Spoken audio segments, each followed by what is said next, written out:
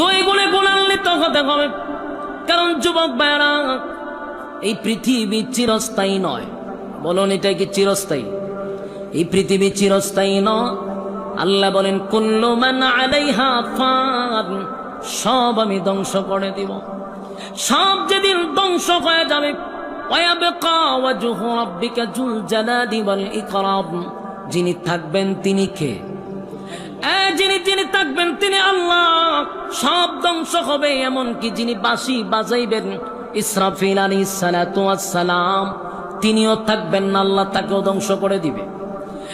জিবরাইল আলাইহিস সালাতু ওয়াস সালামও ধ্বংস হয়ে যাবে। সব যেদিন ধ্বংস হয়ে যাবে, যেদিন বিশ্ব পরিস্থিতির পরিসমাপ্তি ঘটায়া দিবে, আল্লাহ রাব্বুল আলামিন বলেন, বাঁশি বাজায়া দে, বাঁশি বাজায়া দিবে। জমিনের মধ্যে একটা জালজালা শুরু হবে। ইজা জুলজিলাতিল আরদু জিলজালাহা, জমিনের মধ্যে জালজালা শুরু হয়ে যাবে। সব ধ্বংস হয়ে গেল। প্রথম সিংহায় সব ধ্বংস হয়ে গেল। দ্বিতীয় সিংহায় ফুঁক দিবার আগ পর্যন্ত লম্বা একটা সময় মাঝখানে চলে যাবে রে। আল্লাহ আবার ইসরাফিল জিন্দা করবে।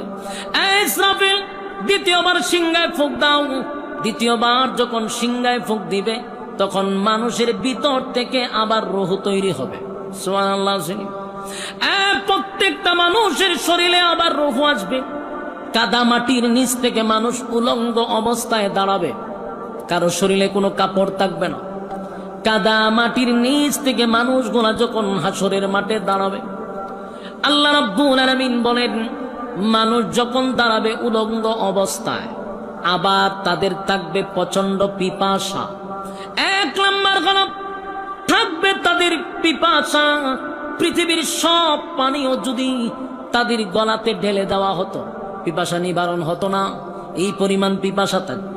তখন মানুষ যে হাসরের মাঠে ডুববে, ওই হাসরের মাঠে ঢুকার আগে একটা জায়গার নাম হলো হাউজে কাউসার, যেখানে আমার নবী হাউজে কাউসারের সামনে দাঁড়ায় থাকবে। যারা হাসরের মাঠে ডুববে, নবীর হাতের এক পেয়ালা পানি পান করে তারপরে হাসরের মাঠে ডুববে। সুবহানাল্লাহ।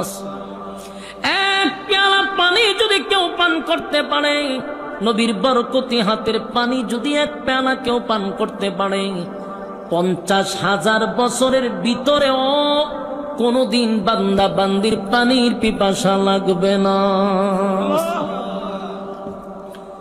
এক পেয়ালা পানি যদি পান করতে পারে, কেউ তো আফসোসের ব্যাপার হলো এই হাউস